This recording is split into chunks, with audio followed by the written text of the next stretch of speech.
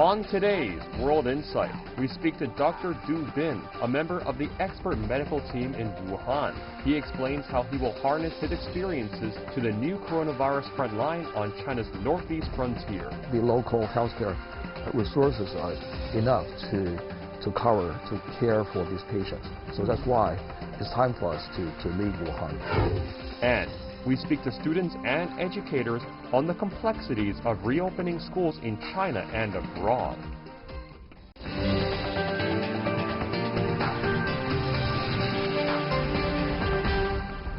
Here is our host, Tian Wei. Hello, I'm Tian Wei, and this is World Insight. We begin today's program in the city of Wuhan, once the center of the outbreak in China. Wuhan is moving away from an emergency mode in its epidemic control since April the 8th. Since the start of COVID-19 outbreak, the National Health Commission has dispatched several medical teams to Wuhan. One of the most prominent was a high-level team that confirmed in mid-January human-to-human transmission was occurring in China.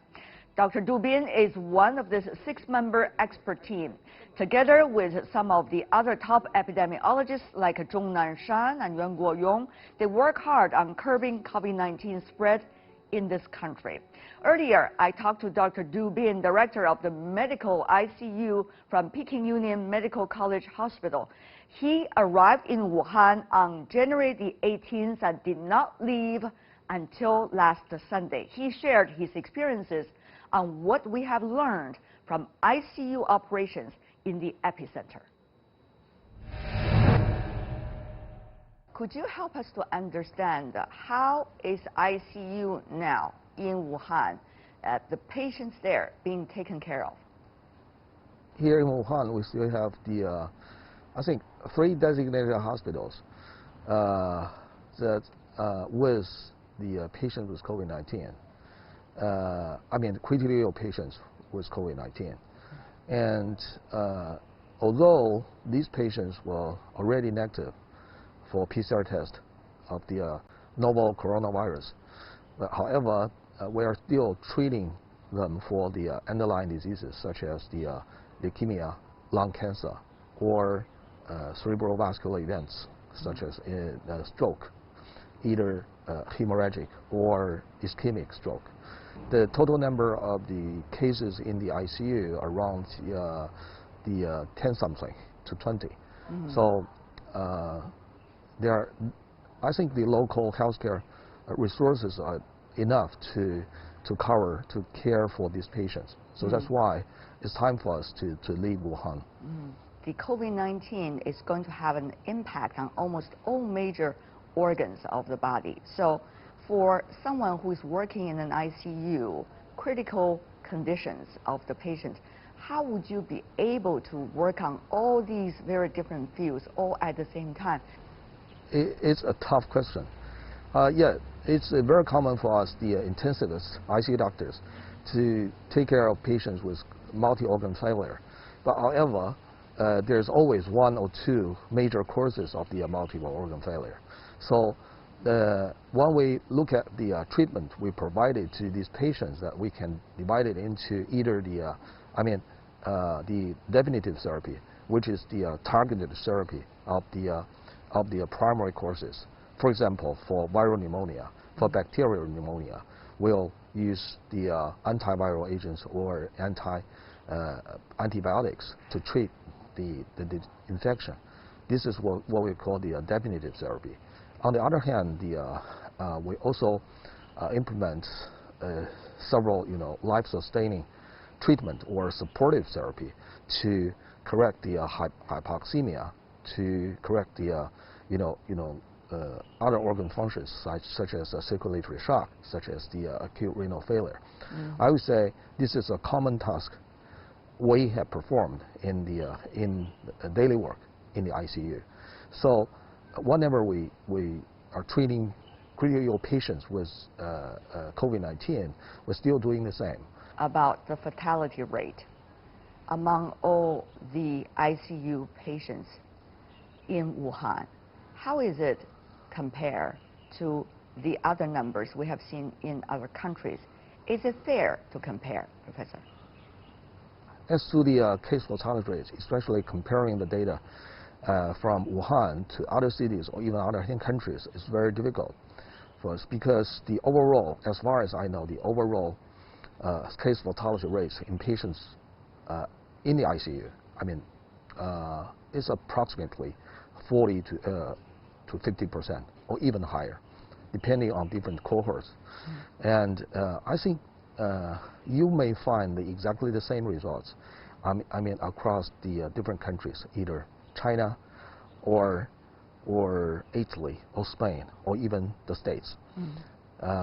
Which means that whenever we have a case, very severe one, treated with mechanical ventilation, with the complications such as shock, such as the acute renal failure, the half of patients will die, ultimately die. So pretty the same wherever you're talking about patients.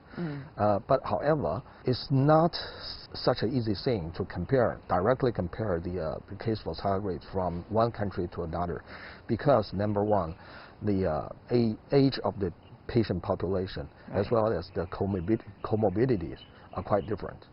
So in some of the countries, which have a much more aging population, which also means that these patients may have more comorbidities or underlying diseases than other countries, so they might have a higher case fatality rate. Got it. The second is that the case definition is not exactly the same all across the countries, because some of the countries even included asymptomatic patients, which is not the case here in China.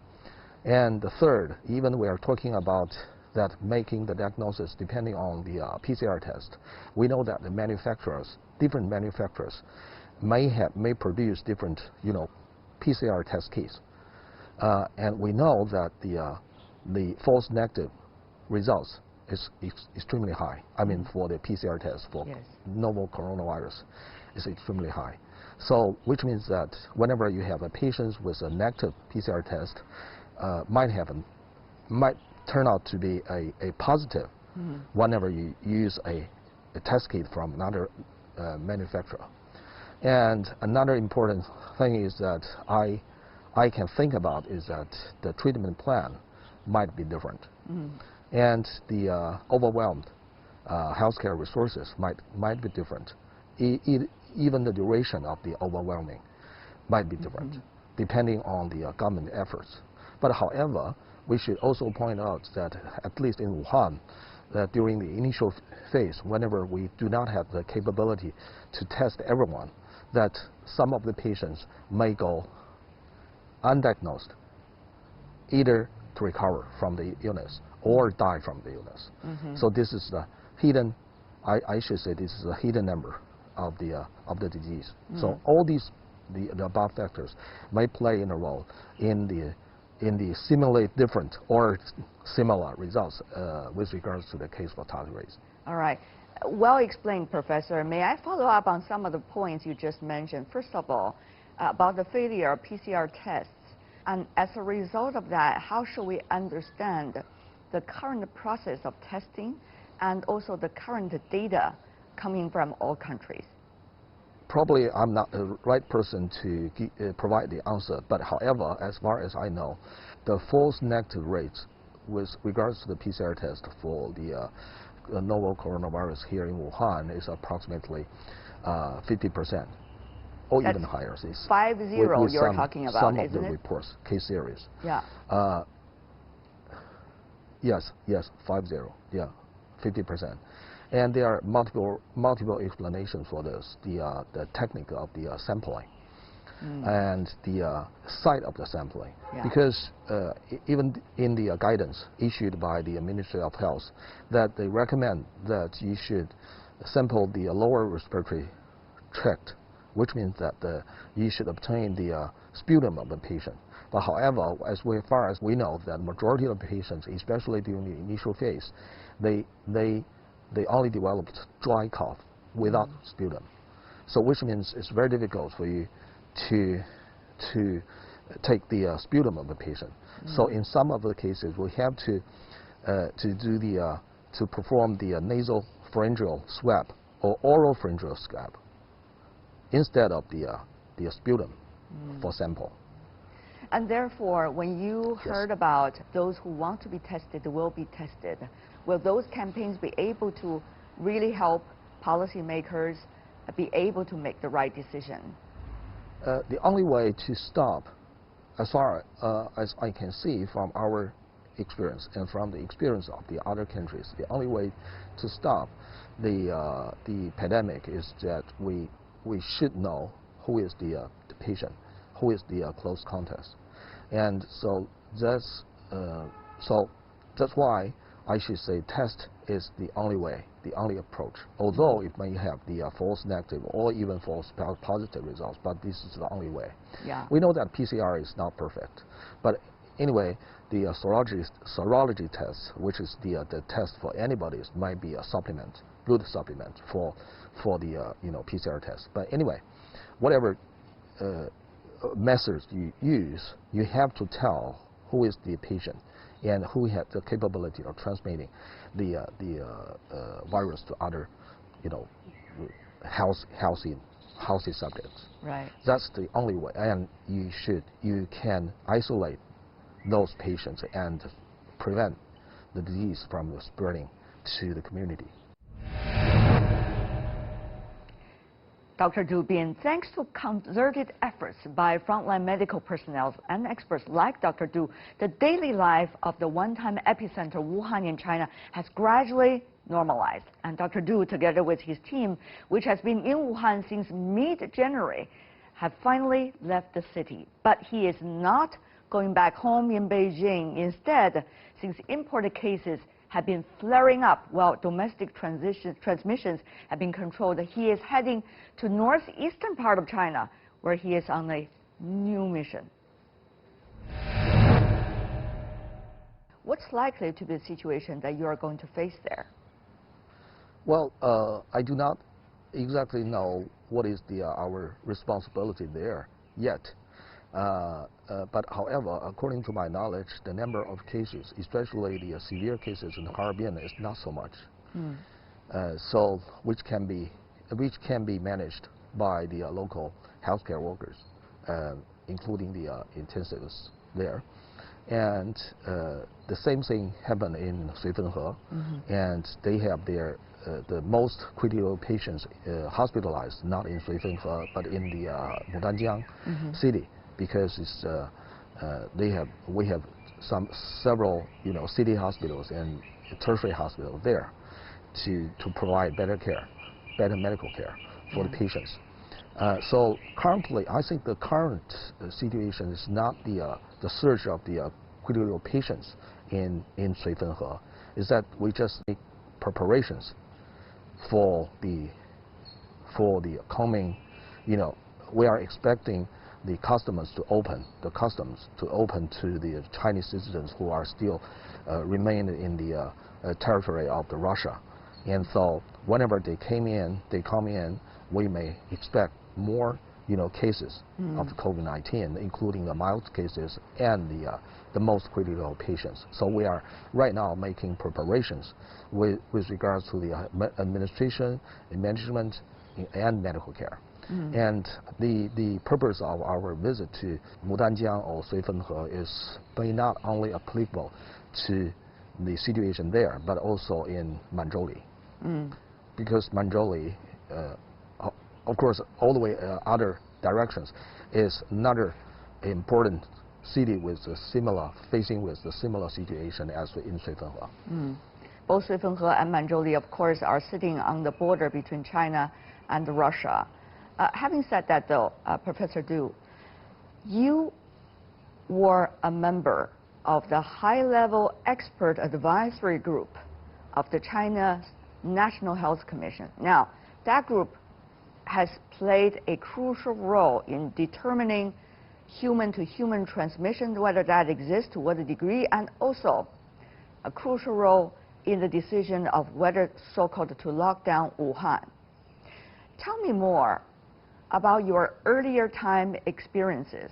In my mind, is that the so-called high-level expert team only existed for 2 days. Yes. And we spent a whole day here in Wuhan, I think that's on January the 19th, to have an interview with the local healthcare authorities, as well as to visit both the Wuhan CDC and the Jiantan Hospital, which is one of the two designated hospitals at that time for patients with COVID-19. When we stayed here, we had the conclusion that the disease was a human-to-human transmission, with a disease with the capability of human-to-human transmission. But however, even that kind of the conclusion was made even without the information from Wuhan, which means that we have two experts from Guangdong province. One is Professor Zhong Nanshan, one is the Professor Yuan Guoyong. Both of them knew a family cluster, which was in Shenzhen, I believe, that a patient, an index patient, went back from Wuhan to Shenzhen and transmit the virus to the family members. This is a signal to us that this is a human-to-human transmission disease. So even without the information provided here in Wuhan.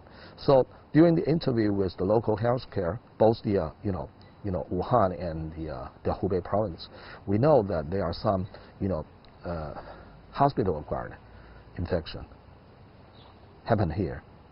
So this is a confirmation of our previous conclusion.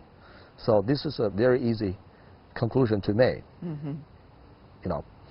And with regards to the recommendation to lock down the city, which is not obviously not a decision on our level. No. It's a decision made by the government. But however, we do make the suggestion that you may encourage the people, the general population here in Wuhan, not to leave the city, and you should also recommend the people outside Wuhan not to come here. So that's one of our suggestions to the government. That is during the report to the central government on January the 20th. So when we were in Beijing, we raised the suggestion. Now, there is a danger, Professor Du, you know better than I do, of the winter coming back, of the virus, another wave, if not managed well, even over the next few months during the summer and the autumn time. So with so much unknown, which is wonderful that we don't know them, therefore we want to know them, but still that means unpredictability. What kind of danger are we facing, Professor Du, frankly speaking? Currently, we have no idea whether the virus, the novel coronavirus, will come again, and whether it will come back with such kind of the significant impact, or it may just go like the regular flu. I think we should still wait and see. But however, I do believe whenever there is a possibility that every government might have a better preparation from all levels, all aspects, to prepare for the next surge or next outbreak. We hope whenever it is in fall, in the winter, or next year. We hope so. Yeah. Professor Du, I mean, now you're only, if I look at the watch, you're setting off 2 o'clock, leaving Wuhan. Have you take a good look at the city? I mean, what is it like for you, Professor Du, after all of these days, and all of these days with life and death on the verge? The past 3 months, or 100 days, is the longest day.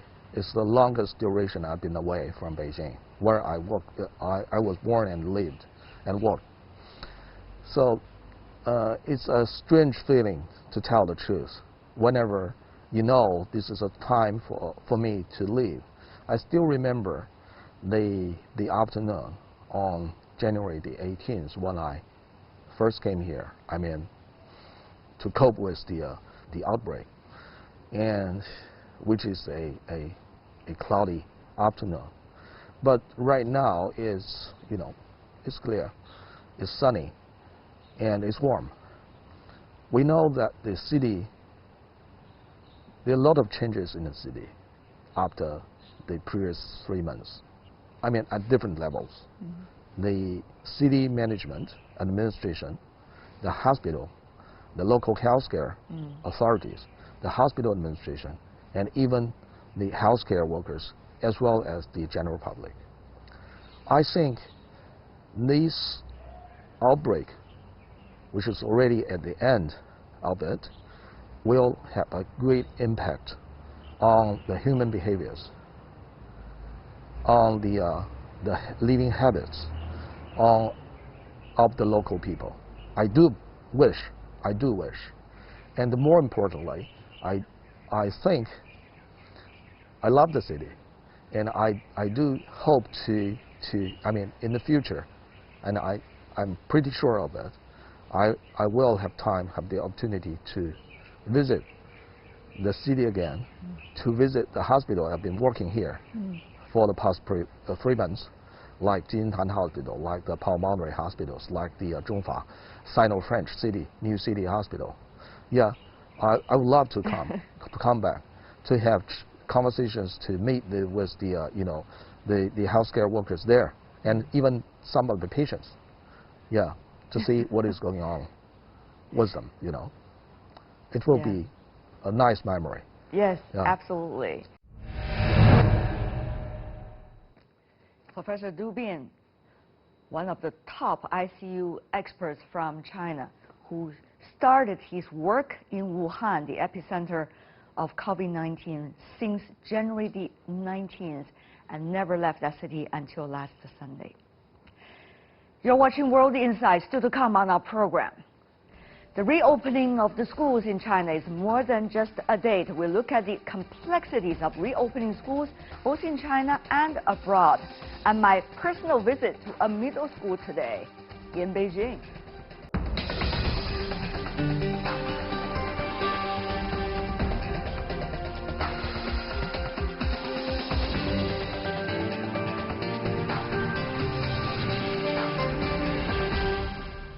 Welcome back. I'm Tian Wei, and you are watching World Insight live from Beijing. How has the coronavirus pandemic affected education? This question has garnered global scrutiny. UNESCO has monitored school closures around the world caused by COVID-19. If you take a look at this map right behind me, the ones in purple, huge areas, are the ones, countries and regions going through nationwide school closures. The ones in pink contain localized schools closures. And only a few patches of blue, you can see over there, very small of them, and very few are visible. They are representing schools that are still open today. So according to the latest data, globally we're talking about, there are over 1.2 billion affected students.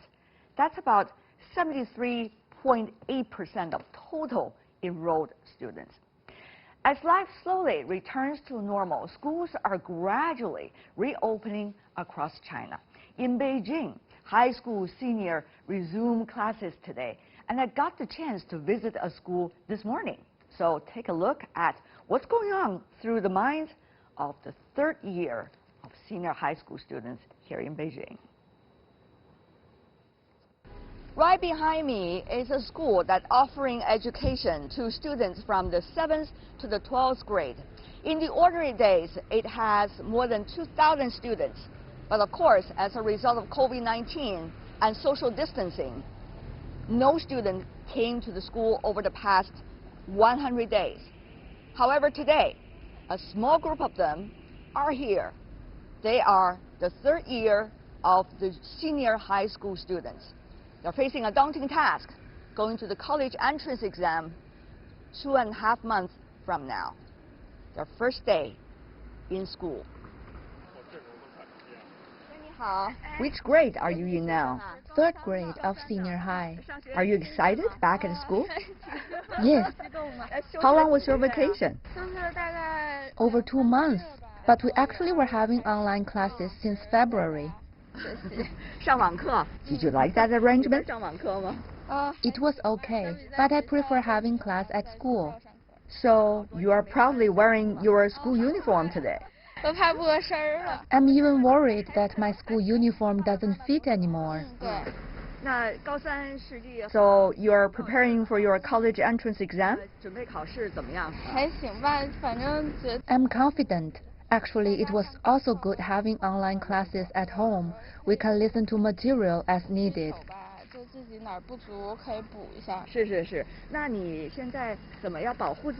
How do you protect yourself at school?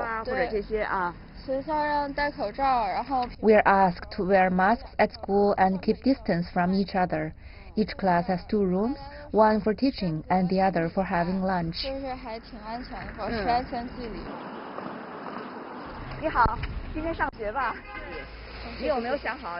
You haven't met your classmates for quite some time, have you? No, I haven't, and we had our classes reshuffled. We used to have 12 classes, now we have 16, with no more than 25 students each, so as to keep a safe distance. So you have a lot of new classmates. Yes, but that doesn't matter. We're all focused on our studies. Why are you carrying so much luggage? Because I'm a boarding student. Clothes, books, and a laptop? And the laptop is used for online classes. We now study in the classrooms during the day and have online classes in the evening. Are you studying arts or science? I'm a science student. Which subject do you like most? Biology. Your biology teacher must be very happy to hear this. So how many roommates do you have now? We used to have 6 people living in one room. Now it has changed to 2 to 4 people per room. And we're also asked to wear masks in the dormitory. Was it your dad who just drove you here? Yes, and he keeps telling me to remember to put on masks. Okay, wish you all the best. Stay healthy and best of luck on your studies. Thank you. 慢点啊。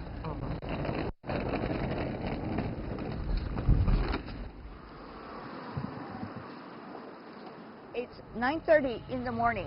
The classes in the school already begun. This is where the students line up before they come into the school. You can see on the floor the red line. Between every one of them, 1 meter in order to keep social distance.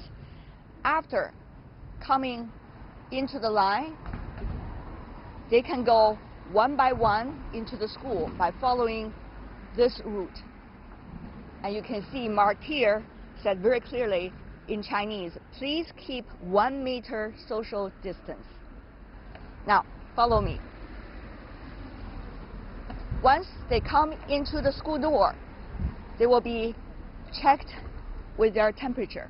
You can see the small blue cabin is temporary, obviously just set up over the past few days. And once their temperature is being considered normal, they will be able to go into their classes. And meanwhile, they're also having new routines for classes breaks and also for having lunch. There will be many different new rules that the students and the staff need to follow. I was told earlier that this school, obviously a model school here in Chaoyang district of Beijing, have been doing several drills in order to make sure everything runs smoothly.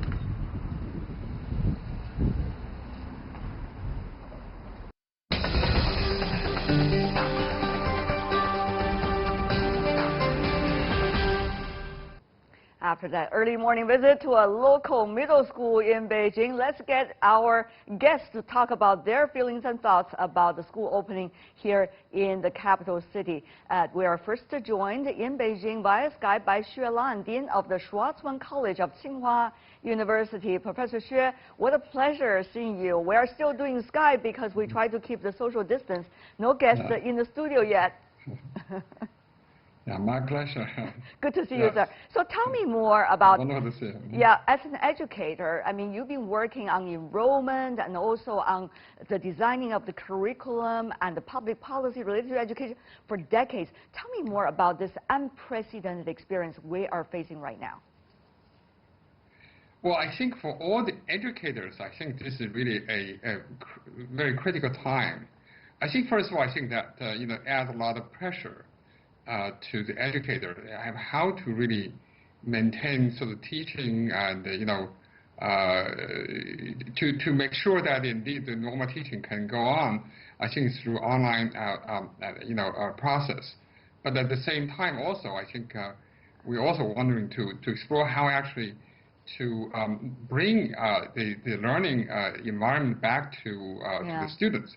Right. I think it's not just learning things on the books, but also how to actually students how they can interact to each other and learning from each other. So that's actually the challenge now we are facing at this stage. Professor, earlier we are seeing footages coming out of a local Beijing school. The first day opening, the third-year student of the senior high, they're facing college entrance examination, but the first priority, of course, is still health.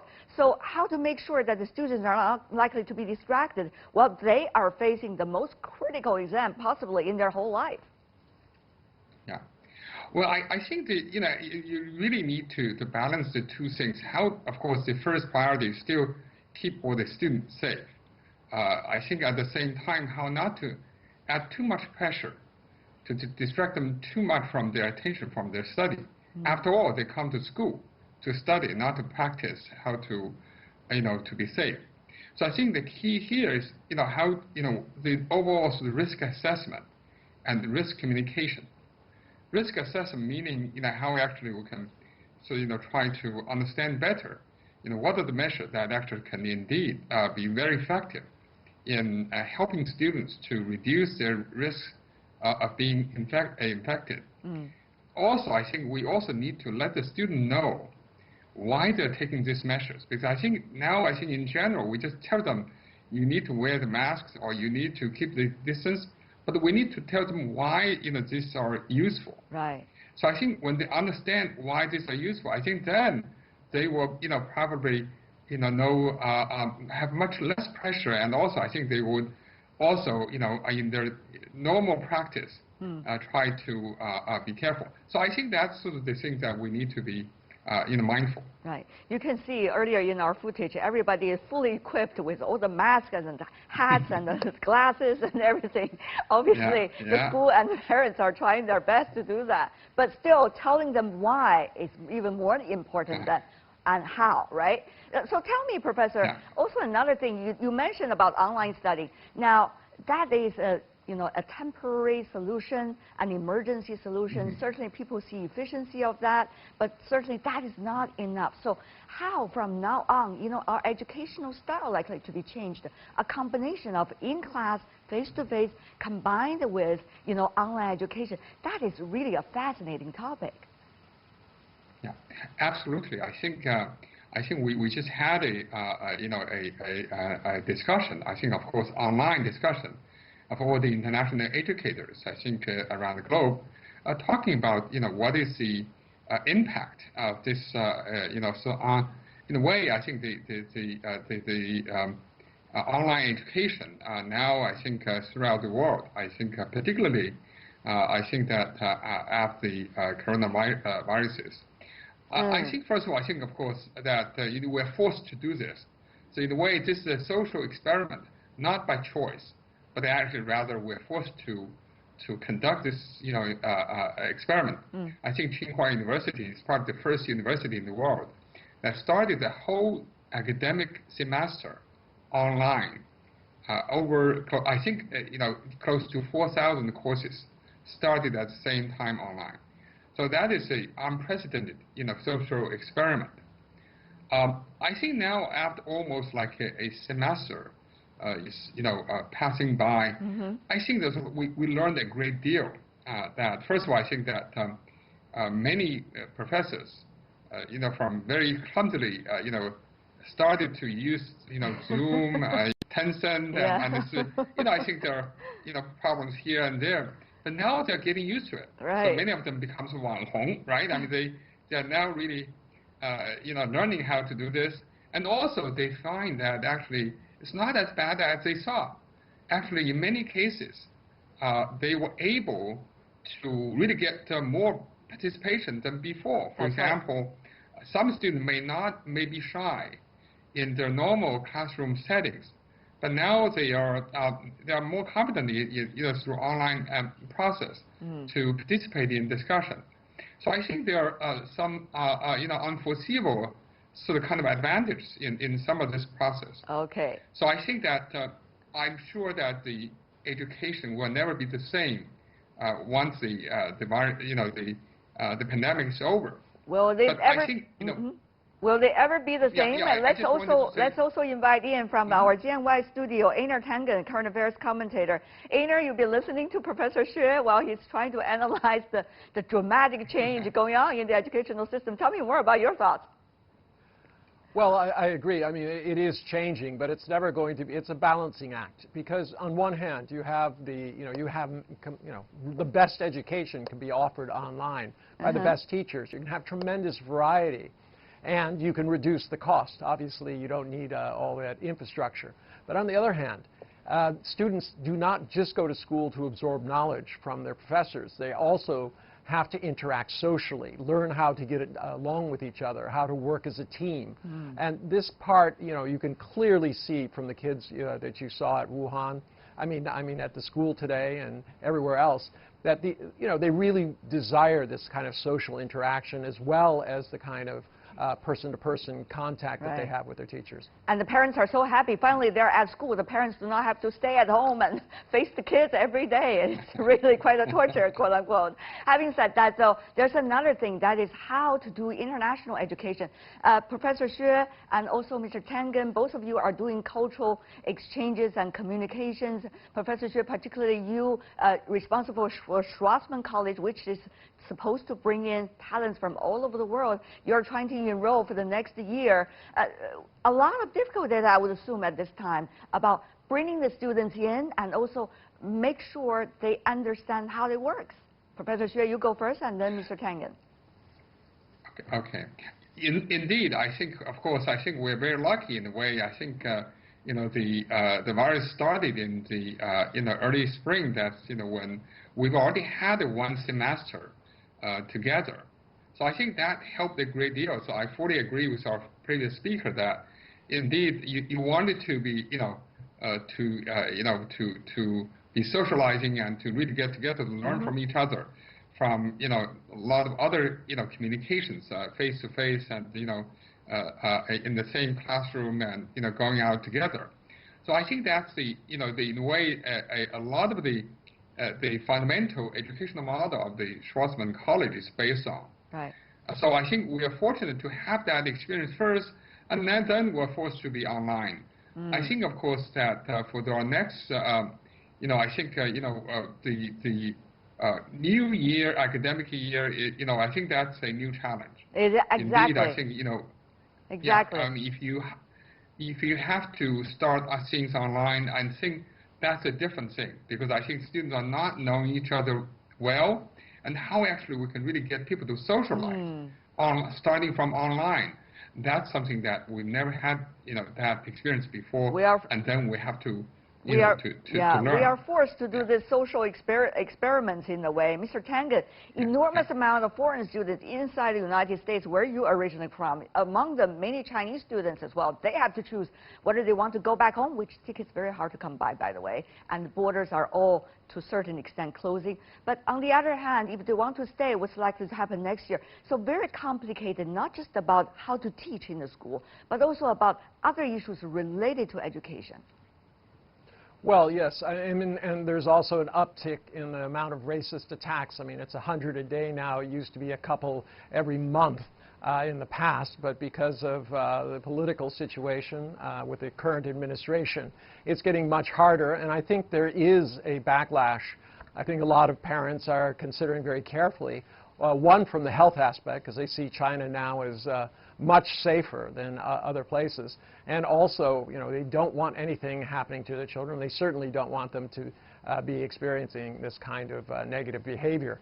But in terms of getting education, yeah, you can get it from abroad. You could stay in China and get it from Harvard, from MIT, from Columbia, just through their online programs. So, there is real possibilities that these things will change as people learn to accept them. But I agree with my colleague.